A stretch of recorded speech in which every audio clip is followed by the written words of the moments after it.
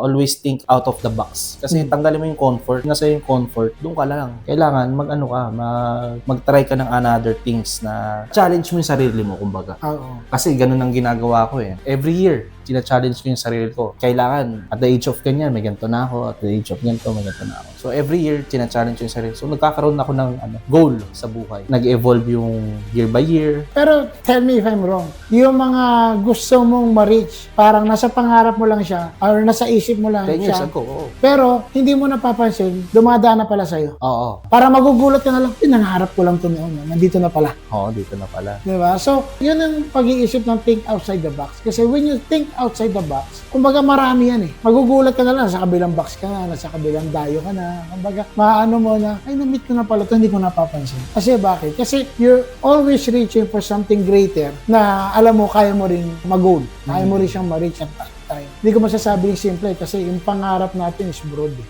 Lahat naman tayo pangarap natin broad eh. Kaya nga, dreams should always be dreams kung hindi mo gagawa ng paraan. Para ka lang din na nananaginip niyan, na nagising ka sa isang bangungot. Hindi naman pwede na mangarap ka tapos wala kang gagawin. Oo. Kailangan work hard talaga. Pag-isipan mo, pagplanuhan mo, paano mangyari yun sa buhay mo. Walang taong bobo, tamad lang.